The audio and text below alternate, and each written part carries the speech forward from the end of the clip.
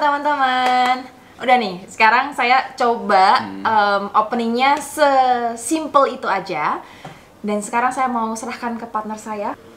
Ya oke saja, langsung kita buka saja. Hari ini kalian sudah serius ya? Sudah makan belum? Atau sudah... Lucu banget openingnya. Tapi ini serius, saya punya pertanyaan serius. Selama kalian PJJ, kalian punya skill baru apa? Kan sudah 6 bulan, 8 bulan sejak Maret sampai sekarang tuh kita pembelajaran jarak jauh. Jadi apa hal baru yang kalian pelajari? Wow. Mungkin itu menarik ya untuk kita diskusikan ya. Gimana Miss? Kalau Miss sendiri belajar apa? Saya belajar nyetir, boleh nggak Brother? Oh, Miss belajar nyetir? Iya, saya belajar nyetir. Kalau Brother belajar apa? Ya itu belajar nyetir sih sudah lama sih, cuma saya jadi lebih bisa nyetir selama pandemi ini sih. Memang bener sih.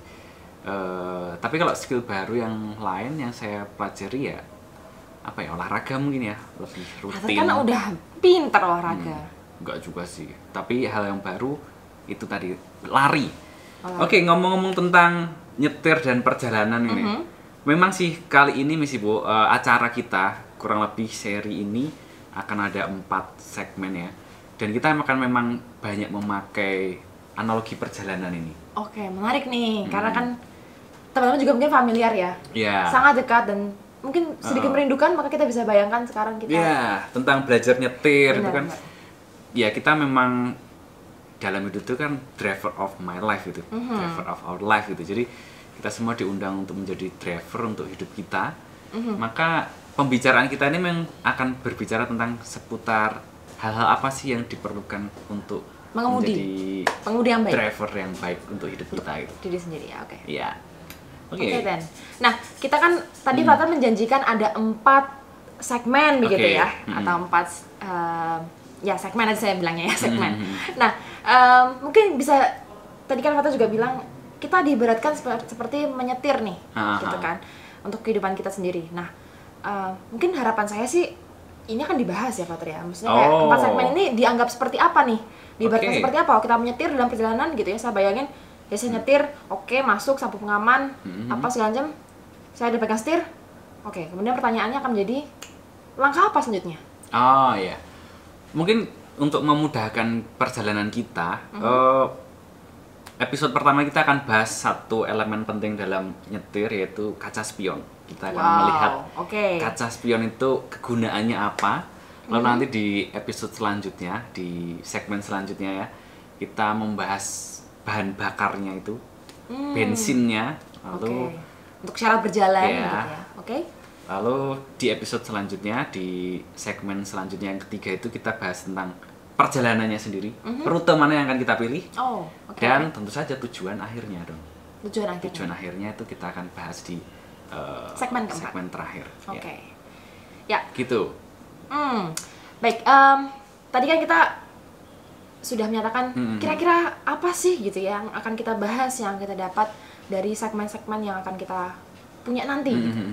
Dan itu diibaratkan seperti menyetir. Nah sekarang sebenarnya saya mau tanya sih Brother, ini yang mengemudikan ini siapa sih? Atau konten ini ditujukan untuk siapa sih? Ya, itu lupa kita jelaskan dan bahas juga. Sebenarnya saya khususkan konten ini untuk teman-teman kelas 10. Kelas 10 yang baru saja menyelesaikan katakanlah proses menulis autobiografi. Tapi juga mereka punya proyek autobiografi. Ya, tapi tentu saja ini terbuka untuk siapa saja. Termasuk kelas 12 yang dulu pernah menulis, kelas 11 juga pernah, dan teman-teman kalian di luar Debrito yang mungkin belum pernah bersinggungan dengan apa yang disebut kegiatan menulis autobiografi itu. Gitu Miss Ibu. Jadi karena di kelas 10 ini saya dinamika satu semester ini banyak habis untuk hal ini. Saya punya pertanyaan nih, Brother. Autobiografi itu kan anak kelas 10 ya? Berarti kan banyak sekali ya? Dari kelas IPA, IPS bahasa? Iya. Ada yang menarik nggak? Tentu saja. Ya memang bagi saya sendiri agak suffering juga ya ketika harus suffering. Misalkan satu orang kan menulis paling nggak 3-4 halaman. Jadi bisa dibayangkan kelas 10 itu ada 321. Dikali 4 halaman. Itu saya membacanya sih Kurang lebih 3 minggu ya. Setiap kali itu membaca lalu memberi tanggapan sedikit begitu. Tapi yang bagi saya sangat luar biasa itu teman-teman kelas 10 ini, saya sangat mengapresiasi bagaimana mereka itu mencoba terbuka dan berani memasuki pengalaman-pengalaman batin mereka. Pengalaman batin mereka yang sangat kaya. Intinya semakin saya membacanya, semakin saya tuh belajar dari orang tua mereka, dari mereka sendiri, dan dari situasi yang diberikan oleh Tuhan lewat pengalaman-pengalaman mereka itu. Berarti nanti hal-hal tadi ya, faktor-faktor tadi pun nanti juga akan dibahas di segmen-segmen yang akan kita bahas setelah ini ya. Menarik. Ya. Nah, tadi kan mungkin terakhir nih ya, sebelum kita mungkin nanti masuk ke segmen begitu. Kan ini ditujukan tadi sebenarnya kegiatan untuk kelas 10 begitu ya. Saya punya pertanyaan menarik nih, karena saya juga mengajar kelas 10. Kelas 10 itu kan adalah siswa-siswa yang belum pernah kita temuin sebelumnya. Pun mereka itu juga jarang berdinamika di sekolah, kemudian jarang ketemu dengan bapak ibu guru, bahkan teman-teman dan juga kelas gitu. Nah, mereka tuh punya suatu penilaian gitu, mungkin ini juga terjadi di banyak peristiwa gitu ya. Mereka menyatakan bahwa di The Brito itu nilai menjadi autentik, nilai kebebasan itu sangatlah diutamakan, dan itu yang mereka cari gitu kan.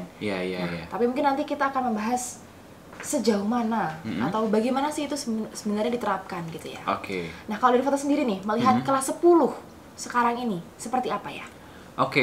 Pertama-tama kan saya mengenal kelas 10 itu dari tulisan mereka, dari autobiografi mereka. Saya merasa lebih kenal dan lebih dekat dengan mereka, punya empati, punya perasaan yang mendalam bagi saya.